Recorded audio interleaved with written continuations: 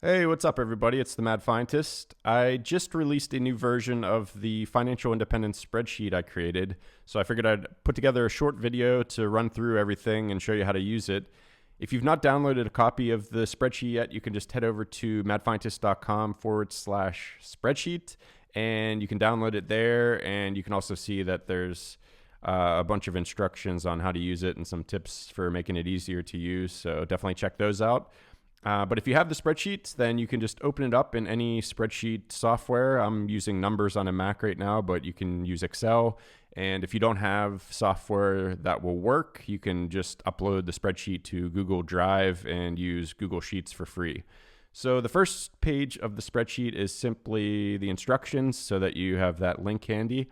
The next sheet you want to look at is the net worth sheet, and that's the one where you're going to be putting all your data in. So you can see January is already filled out with some dummy data. You can overwrite that, or if this is your sheet and you're now wanting to put your February data in, you can just click and copy everything and then paste it all into February. So on the spreadsheet, the only numbers that you're going to want to update are the ones with a green background. All the other numbers are automatically calculated from formulas, so you don't want to touch those. So now it's just as simple as going through and updating all your details for the current month. So you can just update all these numbers, and hopefully your checking accounts are increasing and your credit cards are decreasing.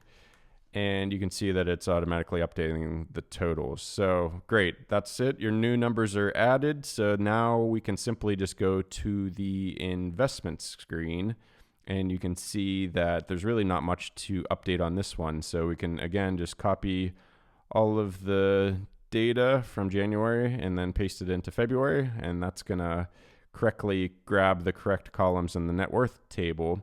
Also, before we move on, you can see that it sort of calculates the liquid assets versus the illiquid assets. So for early retirement, this could be important. If you're going to need some money right up front, you're going to want to see that it's not all tied up in your house or your 401k, for example. So if we go back to the investments table, you can see that it's automatically grouping your money into certain buckets, which is handy. So you can see how much cash you have. You can see how much is in your taxable account. And the investments tab is also where you're sort of recording what you're invested in. So you can see VTSAX versus some just Google stock versus the Vanguard International Index Fund. And so the only data that you actually have to update on this page is the tax-free withdrawable section. So what this is if you have, for example, a Roth IRA, you're able to withdraw your contributions from your Roth IRA tax and penalty free at any time. So it's handy to recognize that in case you do need access to money during early retirement and it looks like your money is all tied up in retirement accounts. So for example, say that you now made an extra $5,000 contribution, you can add that so that it knows that you have $5,000 extra dollars that you could withdraw at any time. And the same thing for your HSA. If you happen to have a $1,000 medical procedure in February, then that means there's an extra $1,000 that you can withdraw from that account at any time. So you can see that it adds all of this up and it gives you some totals. It also gives you a breakdown of what type of accounts your money is currently sitting in. And it also gives you an asset allocation percentages. So this is handy for rebalancing. Okay, so let's move on to the averages tab. Now, again, we'll do the same thing. We'll just copy and paste everything into February. And now this is where we record our spending. So if you use Personal Capital or Mint, one of these online aggregators that can categorize your spending for you, that's what I personally do. And again, there's links to these services on madfientist.com/spreadsheet. So once we enter all our data, there's some interesting calculations at the bottom of the sheet. You can see the first one is called necessary coverage. And now what this is how much of your necessary spending is covered by your portfolio. So if you say you spend $4,000 a year on necessary things and you have a $100,000 portfolio, that means that your portfolio can cover your essentials, which means, you could survive just on your portfolio. Discretionary coverage is the amount of discretionary spending that is covered by your supplemental income. And this all comes back to like my initial plan when I was pursuing FI, where I wanted my portfolio to cover my essential spending and then my supplemental side income to cover my discretionary spending. And that was a good way to keep my discretionary spending down and also motivate me to work harder on my side businesses.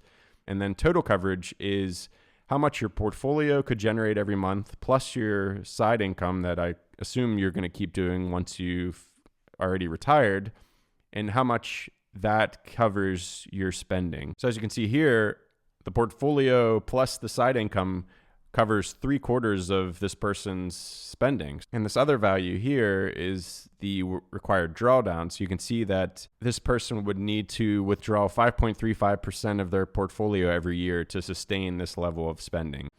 And it also calculates your after-tax savings rates for that month, which is handy to keep an eye on. So that brings us to the last and most important tab here in the spreadsheet, which is the FI tab. So the only thing you need to update on this tab is the withdrawal rate and the growth rate. Everything else is calculated for you. So what happens here is it takes your monthly spending averages and then it annualizes them, and then it calculates the required savings you need to pay that annual expense in perpetuity. So you can see here that based on those 2 months that I've already entered, my monthly rent average is $591, my mortgage, and that means it's going to be $7,000 a year, which means that at a 3.85% withdrawal rate, I'm going to need $184,000 just to cover my mortgage. So the reason this sheet is so useful is it allows you to see how long you're going to have to work to cover an expense. So let's just assume that this one was your cable TV, and you're like, well, I have to work another 3/4 of a year just to pay my cable TV. Maybe I will, get rid of my really expensive cable package and just get an $8 Netflix account or something. So it's useful for that. And also it's ultimately useful for calculating how many years until you will reach financial independence.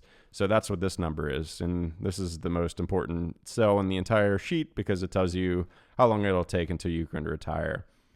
In addition to all of these on the left here, we also have monthly expense categories.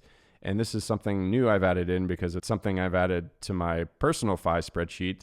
And the reason I added this is because I just wanted to see like the big category spending and see how much it was.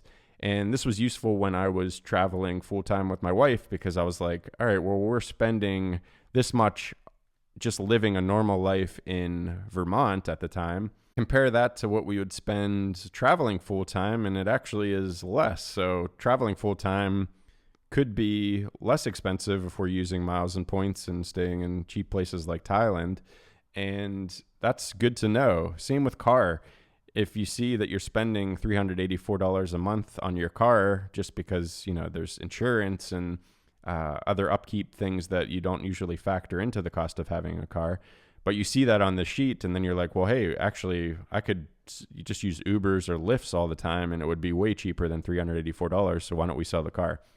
So that's everything. I hope you enjoy it. Like I said, you can go to madfientist.com/spreadsheet to get a copy of this spreadsheet. And yeah, I hope it's helpful. Thanks a lot.